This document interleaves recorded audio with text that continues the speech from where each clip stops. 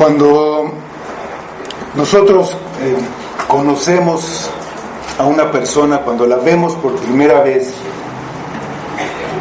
pues nos formamos una idea de quién es, de cómo es.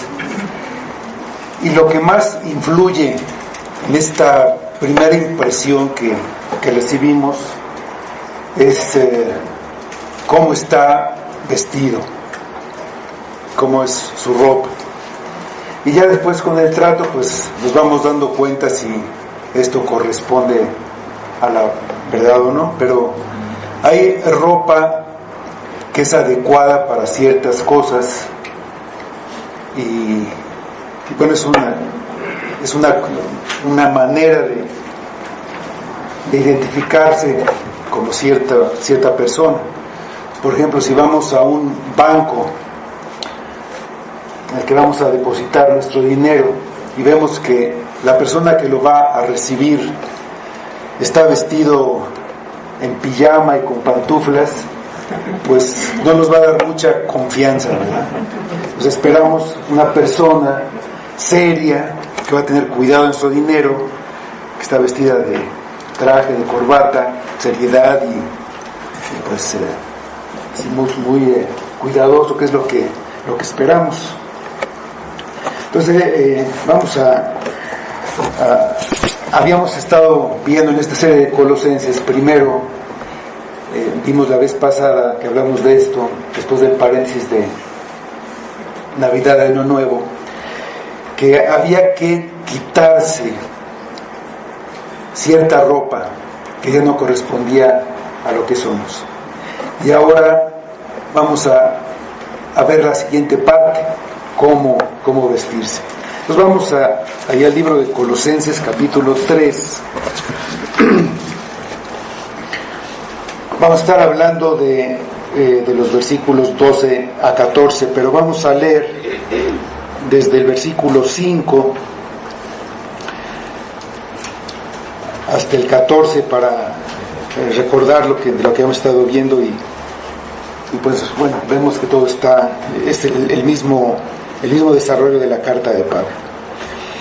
Pues dice Colosenses 3, versículo 5: haced morir pues lo terrenal en vosotros: fornicación, impureza, pasiones desordenadas, malos deseos y avaricia, que es idolatría, cosas por las cuales la ira de Dios viene sobre los hijos de desobediencia, en las cuales vosotros también anduvisteis en otro tiempo cuando vivíais en ellas.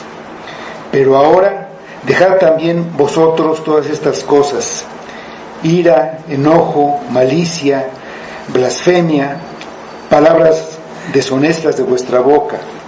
No mintáis los unos a los otros, habiéndoos despojado del viejo hombre con sus hechos, y revestido del nuevo, el cual, conforme a la imagen del que lo creó, se va renovando hasta el conocimiento pleno, donde no hay griego ni judío, circuncisión ni circuncisión, bárbaro ni escita, siervo ni libre, sino que Cristo es el todo y en todos. Vestidos pues como escogidos de Dios, santos y amados, de entrañable misericordia, de benignidad, de humildad, de mansedumbre, de paciencia, soportándoos unos a otros y perdonándoos unos a otros, si alguno tuviere queja contra otro. De la manera que Cristo os perdonó, así también hacedlo vosotros. Pero, y sobre todas estas cosas, vestíos de amor, que es el vínculo perfecto. Hasta ahí vamos a orar.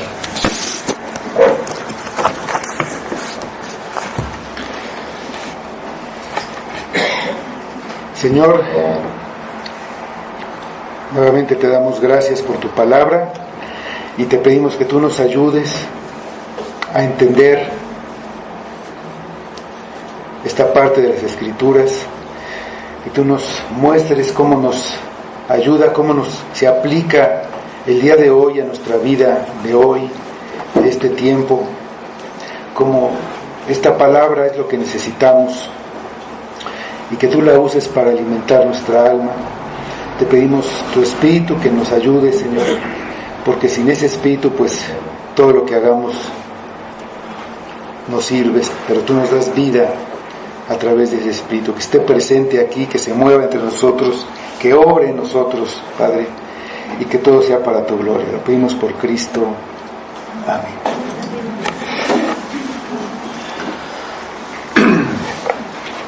Bueno, ante la confusión del engaño en creencias y filosofías humanas, los que están unidos a Cristo deben olvidarse de cualquier cosa que los haga desviarse de que Cristo sea el centro de su vida y poner en su mente las cosas celestiales donde los creyentes están. Estar en Cristo significa que todo lo que le pase a Cristo le pasa a los que están en Él, a los que están en Cristo. Si yo pongo un billete dentro de mi cartera, ese billete está en mi cartera, y todo lo que le pase a mi cartera le pasa a ese billete. Si mi cartera se cae, el billete cae con mi cartera. Si cae en el agua y se moja la cartera, pues se moja el billete. Si esa cartera se quema, pues el billete que está dentro de la cartera se quema. ¿Por qué? Porque está en la cartera. ¿Sí? Los creyentes que están en Cristo les pasa lo que a Cristo le pasa. Cristo está sentado a la derecha de Dios en el cielo. Y los que están en Cristo, como están unidos a Él, también están allá, aunque físicamente están aquí en la tierra. Están aquí, pero están esperando que Cristo se muestre en su regreso para que eso que le ha pasado a Cristo se manifieste en ellos y ellos tengan esa misma gloria que Cristo ya tiene desde ahora. La posición que tienen ellos en el cielo la deben mostrar en su vida diaria. Como han muerto en Cristo, deben hacer morir lo terrenal, la conducta impura, las pasiones, ¿sí?, y la avaricia, que es idolatría. Ahora su vida es Cristo, así que deben dejar que esa vida de Cristo se manifieste en sus vidas diariamente. Esta nueva vida es comparada con un cambio de ropa. Entonces, como si dijera Pablo, quítense los pecados que acostumbraban cometer, como si se quitaran la ropa inservible y sucia para vestirse de una ropa nueva y resplandeciente como la que usa Cristo. Podemos hacer esto solamente porque Cristo quitó el viejo hombre. En Cristo, el cuerpo pecaminoso, carnal, que es la antigua naturaleza totalmente corrompida, que nos recubría, que nos envolvía completamente, fue primero cortada, así como fue una operación, fue cortada y quitada por la verdadera circuncisión en la cruz. El pecado que nos envolvía y que no podíamos dejar, porque era nuestra naturaleza, era lo que nosotros éramos, que nos dominaba y nos gobernaba a su voluntad, fue muerto, y entonces fuimos librados de su dominio. Ahora, ya sin esa naturaleza, podemos pecar o no hacerlo. Antes lo único que podíamos hacer era pecar, aunque aparentemente hiciéramos cosas buenas, eran pecado, porque nuestro motivo no era para la gloria de Dios, eran motivos egoístas, y en eso ya hay pecado. Pero ahora podemos pecar o no hacerlo. Y la exhortación es hacer morir las cosas impuras, a despojarnos de esas cosas y dejarlas a un lado. La ira, el enojo, la malicia, insultos, palabras deshonestas, la mentira, que corresponden al viejo hombre, sobre todo la mentira, que es lo que identifica a un hombre carnal.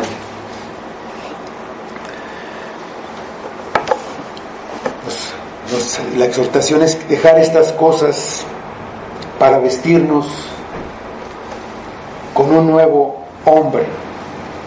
En ese nuevo hombre no hay diferencia de raza, ni de clase social, ni de nacionalidad, ni de nivel económico, para ser aceptados en Cristo.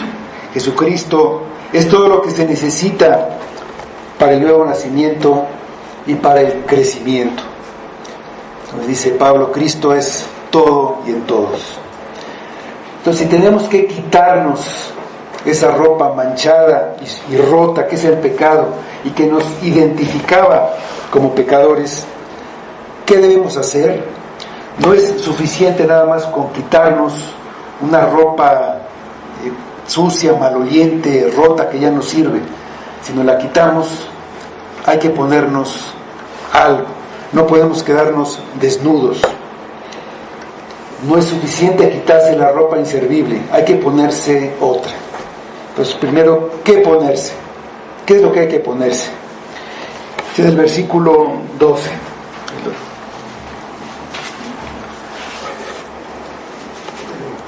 Dice: vestíos pues como escogidos de Dios, santos y amados, de entrañable misericordia, de benignidad, de humildad, de mansedumbre, de paciencia. Un verdadero cristiano se ha convertido en una nueva persona que se ha despojado de la vieja persona que era y ha dejado atrás sus hechos, por lo que ahora debe vestirse de acuerdo a la persona nueva en que se ha convertido. Las ropas viejas son inapropiadas y ya no tienen lugar ahora. Sus antiguos comportamientos deben dar lugar a otros nuevos y muy diferentes.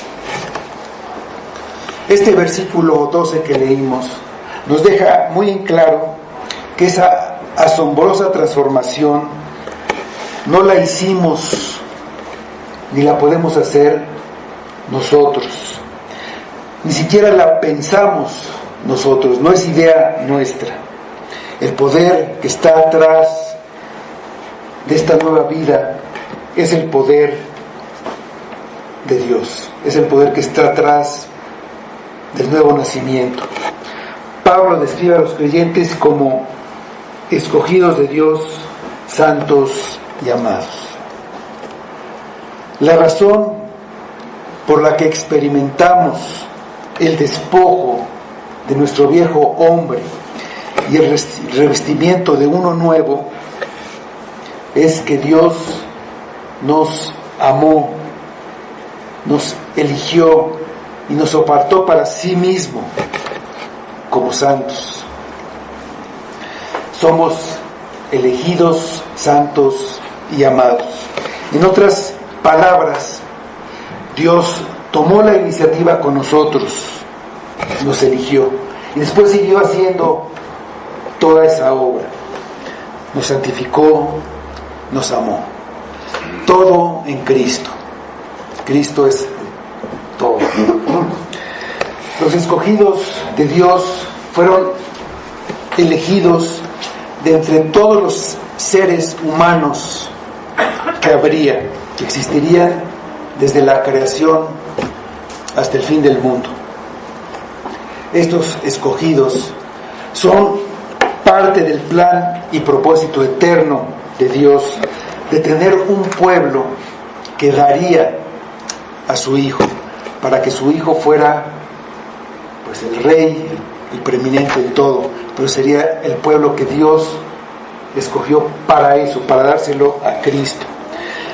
Y lo va a hacer por medio de transformar a los pecadores en nuevas personas, limpiándolos del pecado y quitando todas las distinciones de las que antes se podían gloriar o confiar, para que se gloriaran solamente en Cristo. No hay ningún motivo ni nada especial en ellos. Esto es solamente por la gracia soberana de Dios. Vamos a leer un pasaje en Efesios capítulo 1, versículos 3 a 5.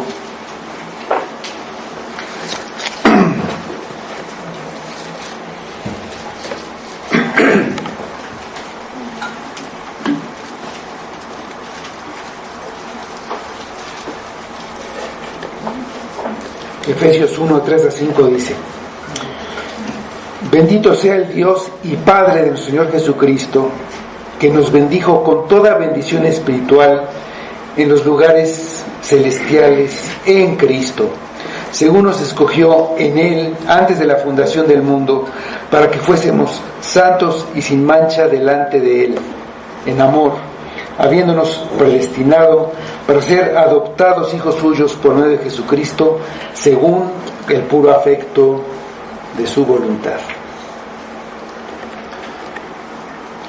Muchos son llamados, pero solo los escogidos responden al llamado. Esto está explicado en el Evangelio de Mateo, en la parábola de la fiesta de bodas. Un rey hizo una fiesta de bodas para su hijo. Los que estaban invitados no asistieron. Fueron llamados, pero ellos rechazaron la invitación. Entonces mandó a sus siervos a llamar a todos los que encontraran. Un llamado universal.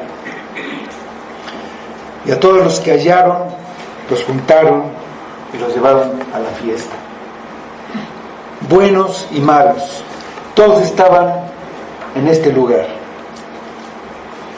Y de entre todos estos que fueron llamados y que asistieron, había uno que se presentó ahí, que estaba vestido de manera inapropiada,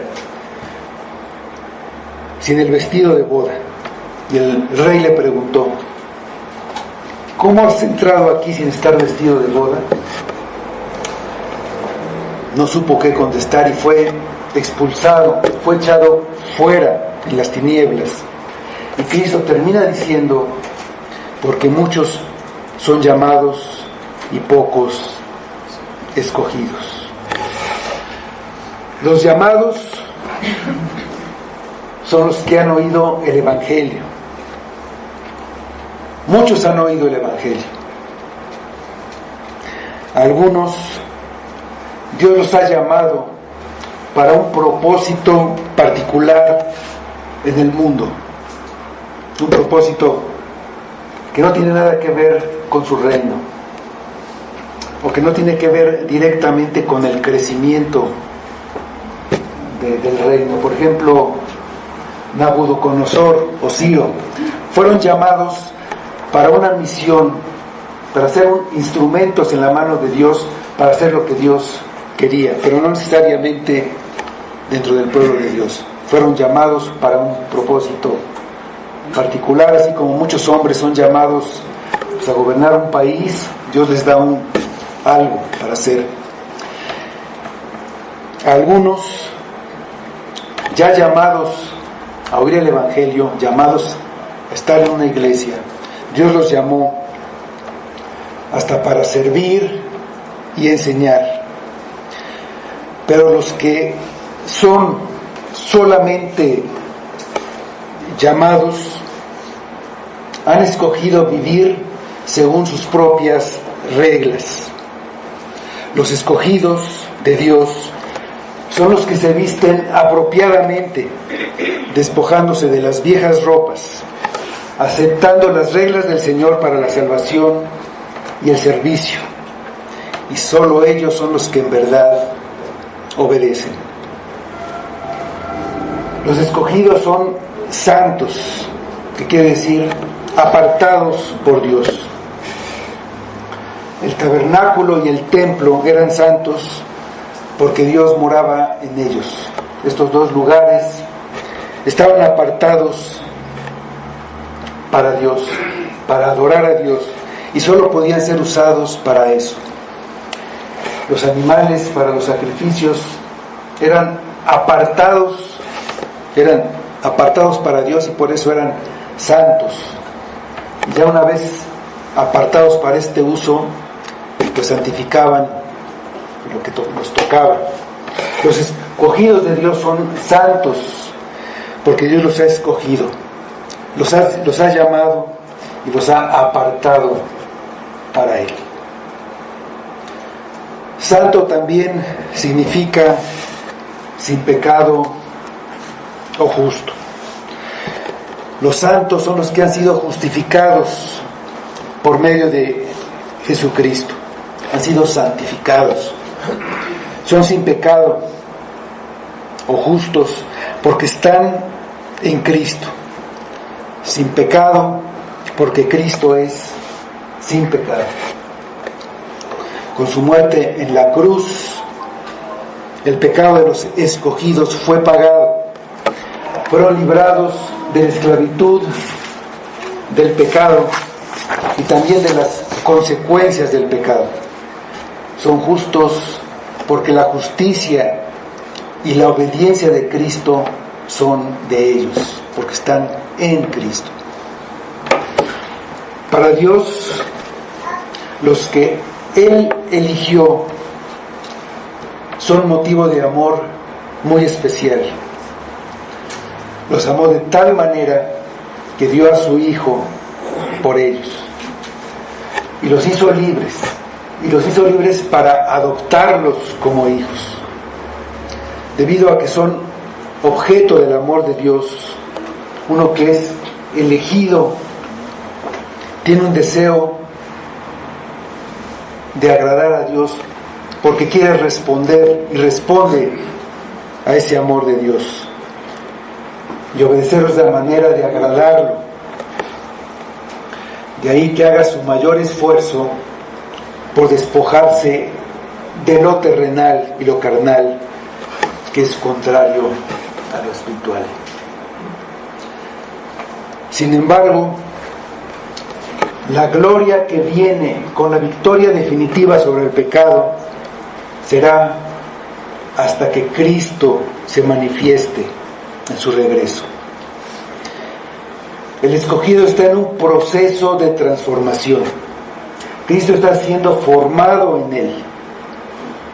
El proceso no termina en esta vida, pero hay un crecimiento progresivo. Este crecimiento puede ser muy lento y no notarse, como el crecimiento de un árbol grande. Si nosotros vemos este árbol y lo vemos en una semana, en pocos días, pues lo vemos igual, no parece que ha pasado nada en ese árbol. Pero si lo dejamos de ver por varios años y lo vemos, nos damos cuenta de que realmente ha crecido. El elegido confía completamente en Cristo para esta obra de crecimiento que se llama santificación. El que la comenzó fue Cristo y Él será fiel para terminarla. Un creyente no confía en su conducta. Si tú ves tu conducta, te desesperas y te desalientas. Si ves lo que has hecho, ves que has fallado, ves que has caído, pues no te da tranquilidad.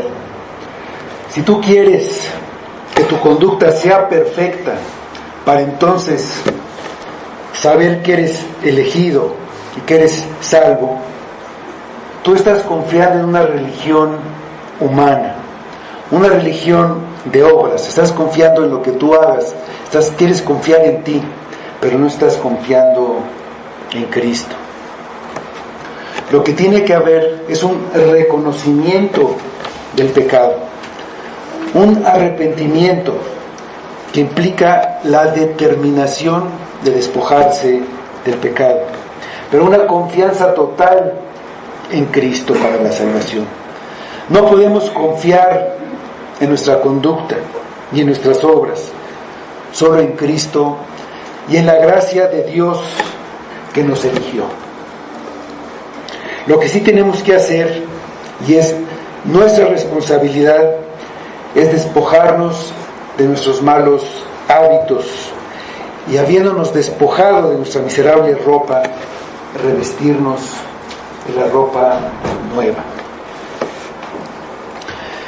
Como hijos de Dios, aún pecamos, pero estamos en Cristo por medio de la fe. No somos capaces de lograr la posición que tenemos en Cristo. No lo podemos alcanzar por nosotros mismos, pero estamos en Cristo por la gracia de Dios que nos dio fe. Y en ese lugar el Espíritu de Dios actúa y nos capacita para vivir bajo el control del Espíritu y no bajo el control de la carne. La elección da frutos visibles, así como una ropa nueva que se ve, que se nota. Cuando nosotros vemos a alguien con ropa nueva, decimos: estás estrenando, ¿no? Nos damos cuenta. Así debe ser esa ropa con la que nos vestimos ahora. El cambio se hace evidente en nuestras relaciones con los que nos rodean, en cómo reaccionamos con nuestro prójimo. Se ve en la manera en que convivimos unos con otros. Por eso es indispensable estar en la iglesia. No podemos ver la realidad de una nueva creación viviendo aislados. La iglesia existe para que cada uno sea la persona que Dios nos ha llamado a ser, y para que en conjunto seamos la comunidad que Dios nos ha llamado a ser, el pueblo de Dios en la tierra. Lo primero que tenemos que poner sobre nosotros, en lugar de todo lo que nos quitamos, es una entrañable misericordia. Una misericordia que viene desde las entrañas, desde lo más profundo. Eso es lo que sintió Cristo cuando vio a los hombres perdidos y los vio como ovejas que no tienen pastor. Tener una entrañable misericordia es tener un corazón de bondadosa compasión que muestra una sensibilidad por los que sufren y están necesitados. Es amar con el amor profundo de Cristo, como lo dice Pablo en Filipenses 1:8. Con ese amor él amaba a los creyentes, y dice Filipenses 1:8: porque Dios me es testigo de cómo os amo a todos vosotros con el entrañable amor de Jesucristo. Sigue la benignidad. La benignidad es lo opuesto a la malicia. La malicia es una de esas cosas que teníamos que quitarnos, y en lugar de esa malicia tenemos que ponernos la benignidad. La malicia es una inclinación, a actuar mal, tener mala voluntad hacia otros y hasta alegrarnos cuando les va mal, que les fue mal, una alegría cuando sufren. Y lo que debemos vestirnos es de bondad, de buscar el bien de los otros sin ningún otro interés que hacer el bien, el interés de ser útiles, de ser una ayuda para los demás, como el buen samaritano, que su prójimo, como lo enseñó Cristo, era el que tenía necesidad, no el que se parecía más a él ni el que estaba más cercano, sino cualquiera que tenga necesidad. La humildad es el conocimiento y reconocimiento de las propias debilidades y limitaciones y actuar de acuerdo a ese conocimiento. Es también una actitud de sumisión, no considerándose superior a los demás, sino todo lo contrario, pensando en los demás como superiores y servirlos. Hay una falsa humildad que consiste en hablar de uno, quitándose méritos y señalando faltas. Hice esto, no puedo hacer esto. Pero esa humildad es falsa porque se centra en uno mismo y no en los demás. No busca servirlos y ayudarlos, sino llamar la atención sobre uno mismo. Vestirnos de humildad es servir a otros porque son valiosos para Dios. De lo que se trata es formar a Cristo en nosotros. Y eso es lo que hizo Cristo. Él, siendo Dios y habiendo recibido del Padre todas las cosas, nos consideró a nosotros como más valiosos que Él, al grado de entregarse para salvarnos. Eso es humildad. Dice Mateo 11:29.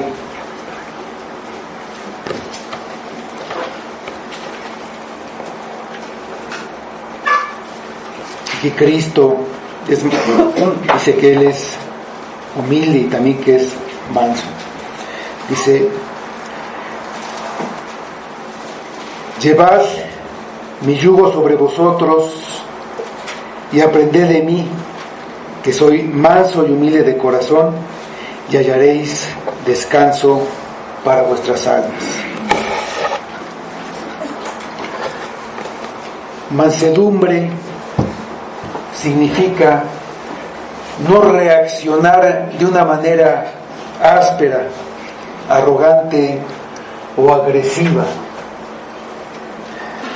Lo entendemos mejor si nos referimos a un animal que tiene mucha fuerza. Por ejemplo, un caballo. Un caballo es muy fuerte. Sin embargo, un animal manso nunca usa su fuerza en contra de su amo, aunque reciba un trato injusto. Un caballo bronco pues no deja que nadie se le acerque, mucho menos que alguien lo monta. Si alguien lo hace, va a brincar hasta que lo tire. Pero un caballo manso no se aleja de su amo, al contrario, busca la cercanía, permite pues que se monte, permite que le ponga carga o mucha carga sobre él,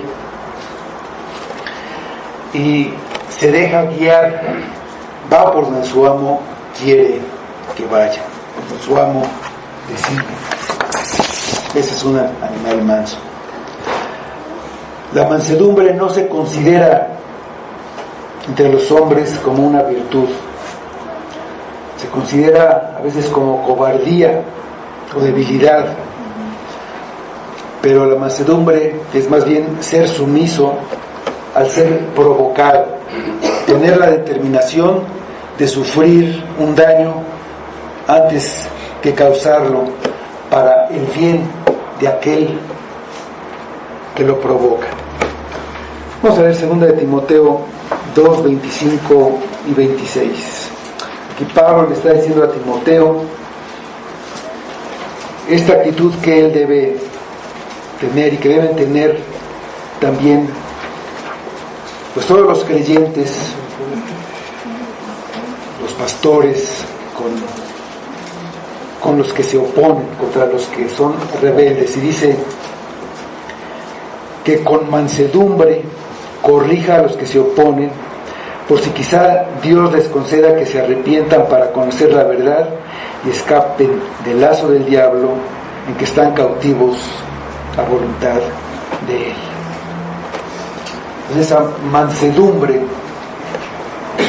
esa bondad, esa amabilidad, pues son cualidades que debe tener pues no solo un pastor, sino también cualquier creyente. La paciencia, pues nosotros la entendemos como esperar. Si se refiere a esperar y no reaccionar en contra de la provocación, soportar largamente las ofensas que se repiten y tener una actitud amable, perseverando en soportar la adversidad sin rendirse. Una ilustración de esto es la actitud que tuvo Dios o que tiene Dios ante nosotros, ante nuestro pecado. Romanos 3, 24 y 25.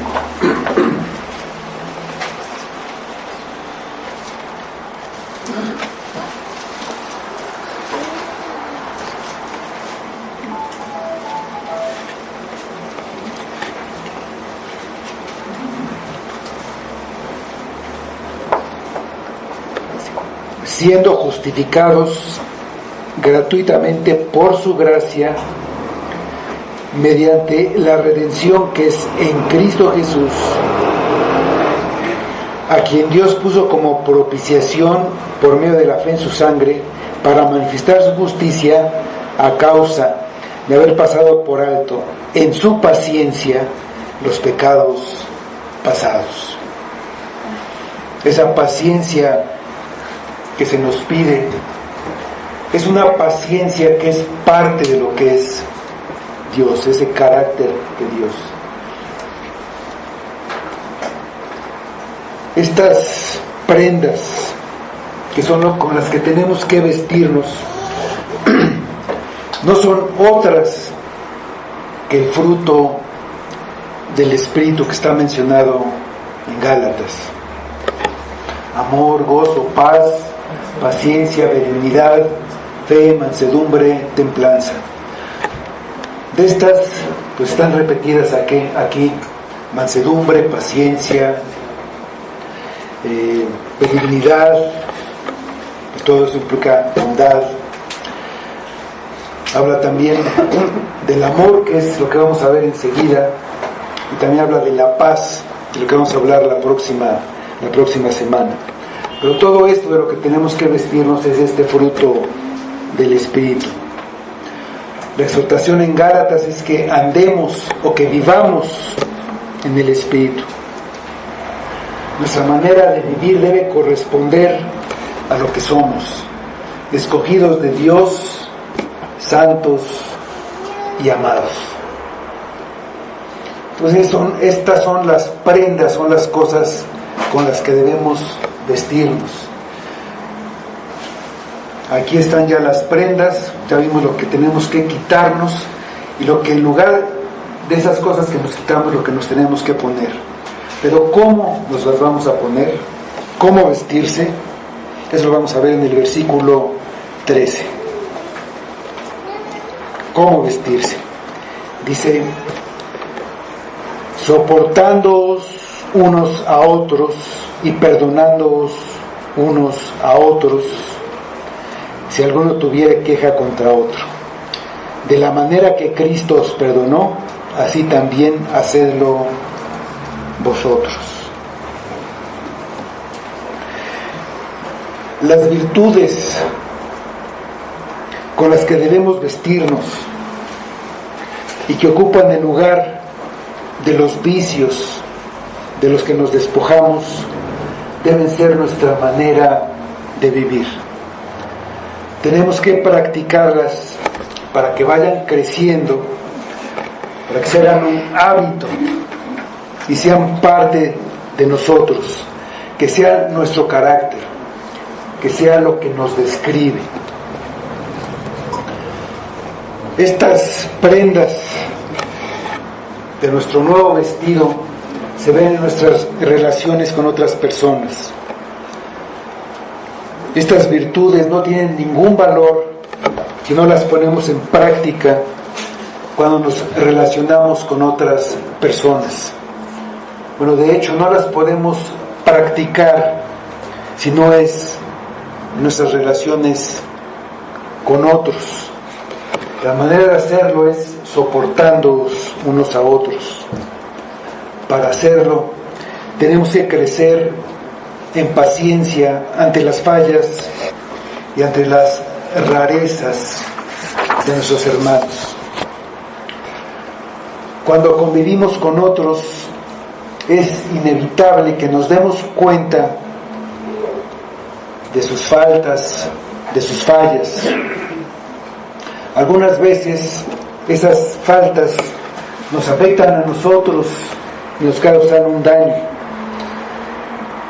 Otras veces, aunque no nos causen un perjuicio, necesitamos de la gracia de Dios para soportar la manera de ser de otros.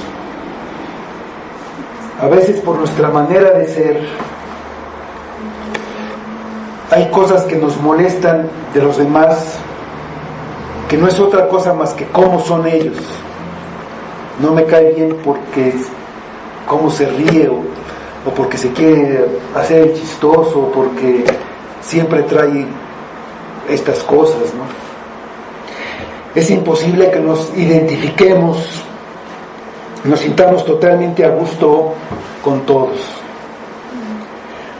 Pero ellos también necesitan la gracia de Dios para soportar nuestras excentricidades.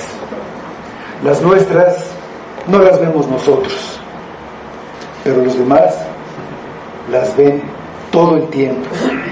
Así debemos soportarnos unos a otros. Es increíble, pero a veces no nos cae bien alguien nada más por su manera de hablar, porque no pronuncia bien las cosas, porque cosas que realmente no tienen ninguna importancia pero nos molestan, y eso es suficiente para que nos alejemos de él, o para que no queramos escuchar cuando lo que tiene que decir es valioso. Y así estamos aprendiendo. Tenemos que soportarnos unos a otros, porque de la misma manera a ese que no soportamos tiene que soportarnos a nosotros, que para nosotros pues somos muy agradables, pero para los demás no siempre es así. Pero más que simplemente soportar a otros, debemos perdonarnos unos a otros. La aclaración que hay, que dice que hay que perdonar si alguno tiene queja contra otro, indica que inevitablemente va a haber diferencias y ofensas. Pero hay pocas contiendas entre los del pueblo de Dios que no puedan ser rápidamente resueltas siguiendo estas instrucciones. Cuando nosotros somos los ofendidos, Debemos perdonar de inmediato. Muchas veces hay dificultades entre dos personas y una se queja.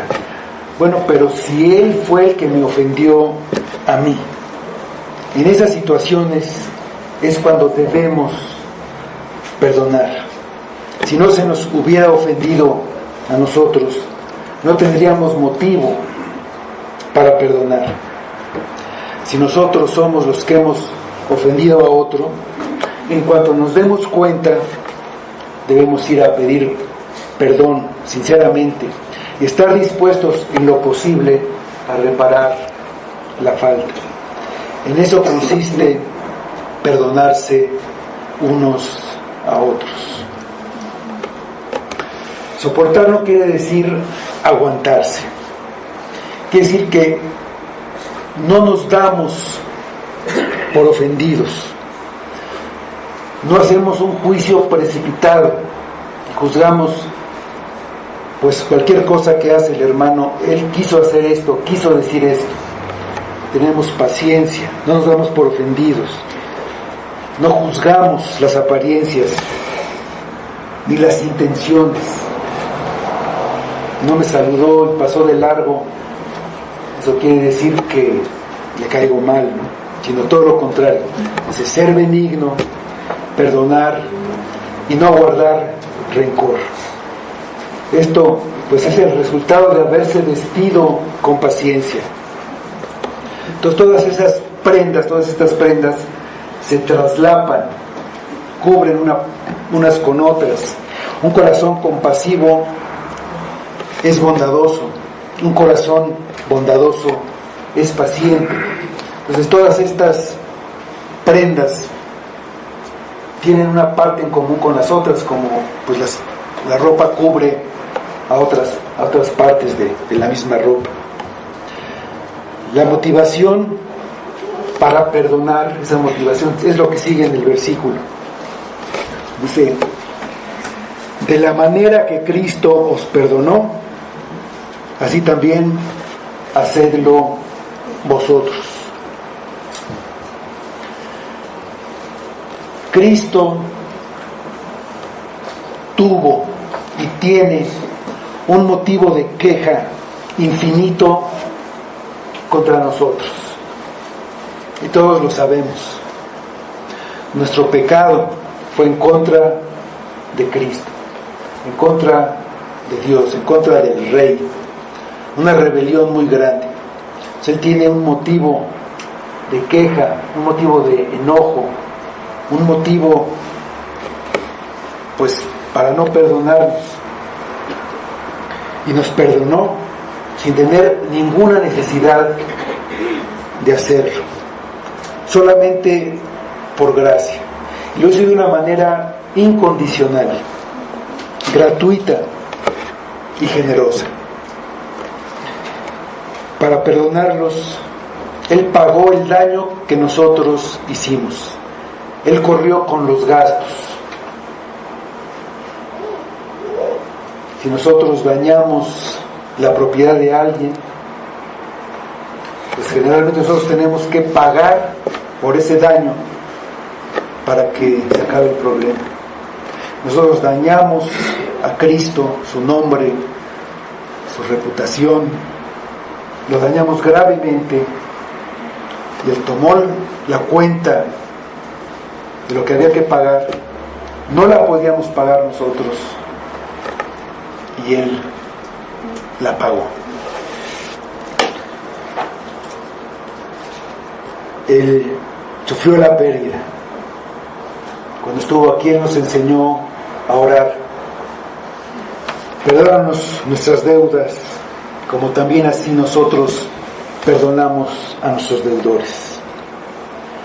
El perdón que nosotros recibimos nos debe dar la disposición a perdonar. Jesús nos enseñó a perdonar siempre, aunque las ofensas se repitan, aunque la ofensa sea la misma una y otra vez. Dice el Evangelio de Mateo, capítulo 18, versículos 21 y 22.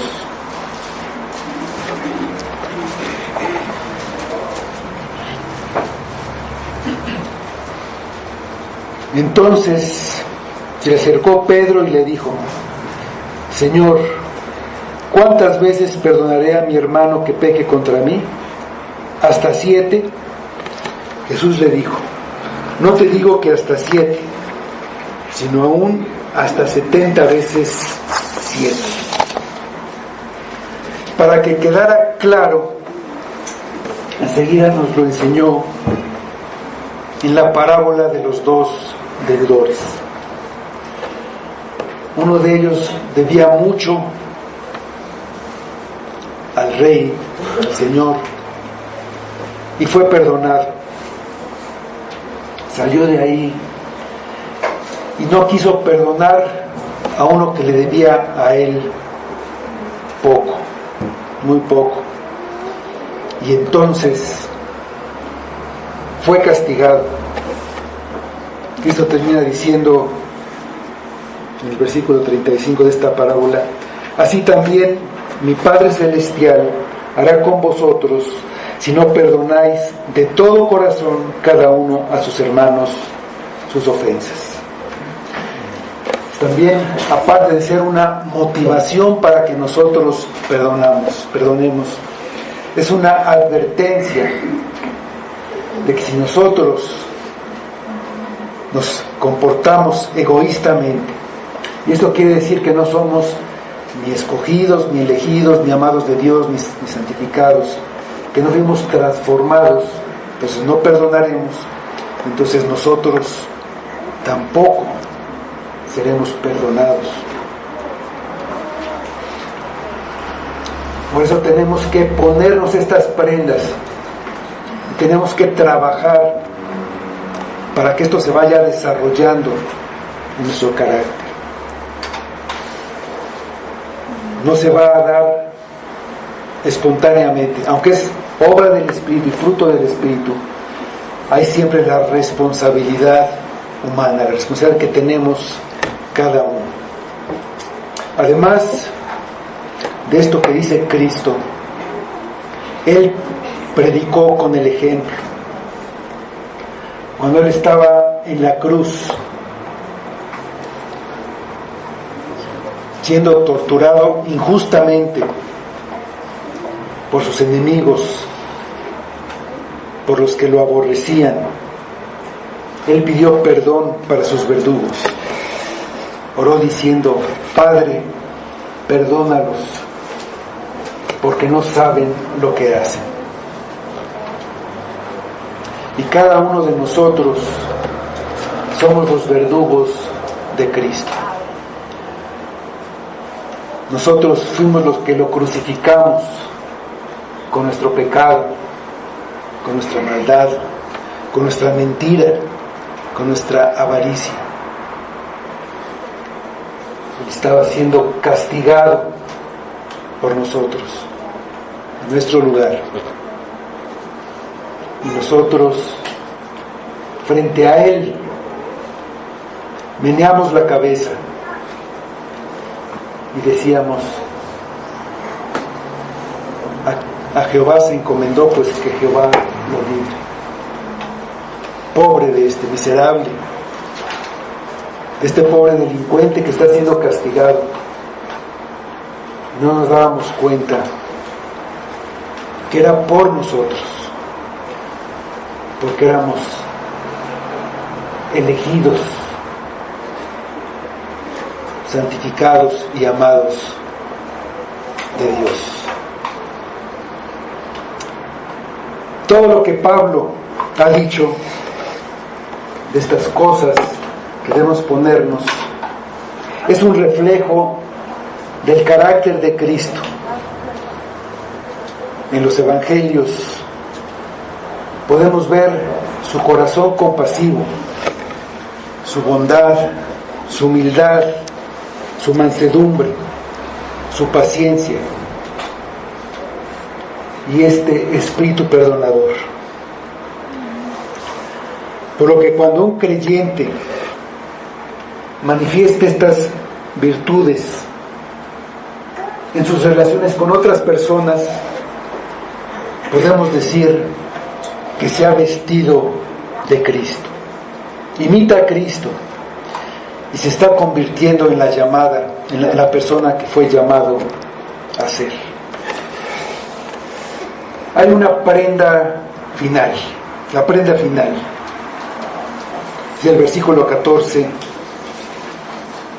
Y sobre todas estas cosas, vestidos de amor, que es el vínculo perfecto. Hay algo que debemos ponernos sobre todas las demás prendas para lucir nuestra nueva apariencia. Es el cinturón que mantiene a todo lo demás en su lugar, porque rodea y une todas las partes del carácter cristiano. El amor es como un cinturón que ata todas las virtudes descritas en la comunidad de los creyentes, que es la iglesia. El lazo que une a los verdaderos creyentes entre sí y con Cristo es el amor. La verdadera unión con Cristo consiste en que Él nos ama y cada uno de nosotros lo amamos a Él, y la verdadera unión entre los que aman a Cristo es ese amor entre ellos, un amor fraternal, un amor entre hermanos, porque ellos aman a Cristo y aman a todos los que Cristo ama. Es posible que alguien tenga humildad o paciencia y que no tenga amor. Pero Pablo nos dice que lo que hagamos debemos hacerlo con un genuino espíritu de amor hacia nuestros hermanos. Nuestras acciones no deben ser hechas por obligación, sino tienen que venir de un afecto de todo corazón. Las virtudes aparentes donde no hay amor son hipocresía. Los gnósticos enseñaban que el conocimiento era el vínculo de la perfección, pero Pablo corrige este error insistiendo en que el amor es el vínculo perfecto. El amor tiene la supremacía ante la fe y la esperanza, como dice 1 Corintios. Ocupa el primer lugar entre los frutos del Espíritu, como dice en Gálatas. Es lo primero que Pablo pide en su oración por los filipenses. En los escritos de Juan, el amor es fundamental y lo menciona muchísimas veces. Y también para Pedro el amor es supremo. El amor es la marca que distingue a un cristiano. Dice Cristo: en esto se conocerá que sois mis discípulos, en que os amáis los unos a los otros. Y eso es lo que hace posible que un creyente pueda cumplir la ley y el evangelio, sirviendo por amor a sus hermanos. Alguno me dirá que es imposible cumplir la ley. Vamos a leer lo que dice Gálatas 5, versículos 13 y 14.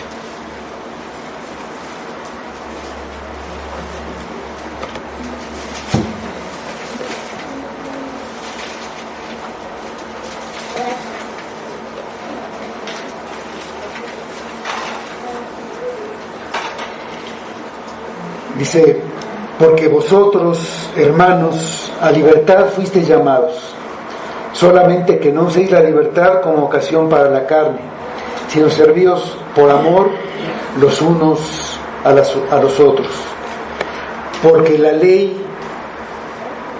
toda la ley en esta sola palabra se cumple: amarás a tu prójimo como a ti mismo.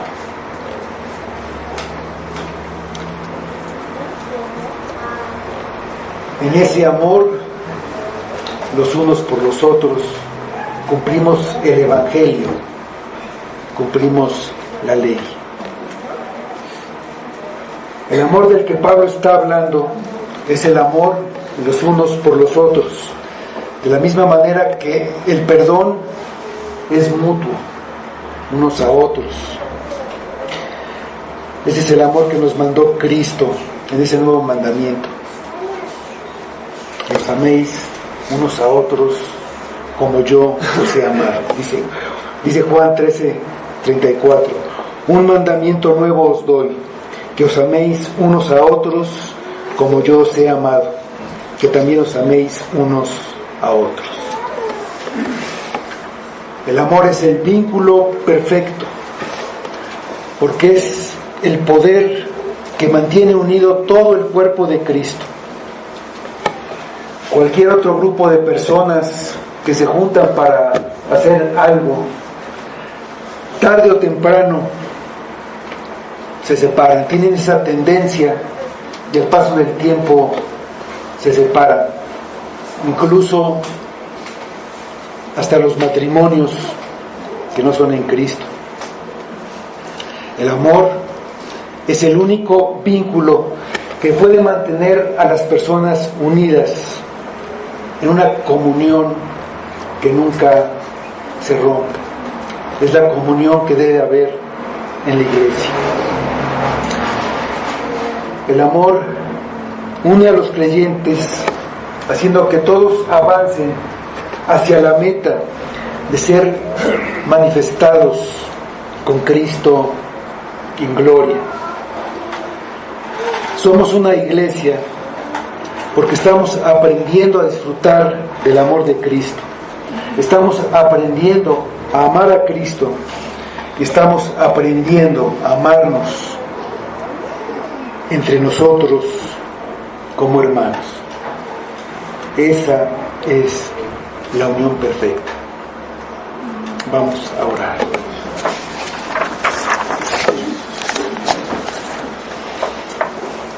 Señor, pues nuevamente te damos gracias por tu palabra y te pedimos que nos des lo que no es natural en nosotros. Aún con esta nueva vida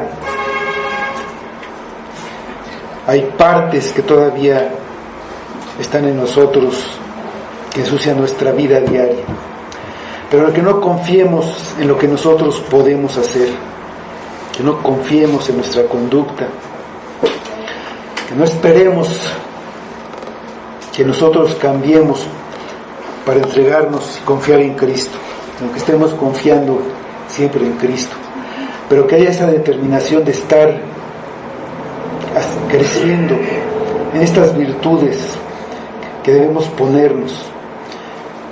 También que estemos determinados a quitarnos lo que está mal, la vieja ropa, hacerlas morir las cosas terrenales, a ser humildes,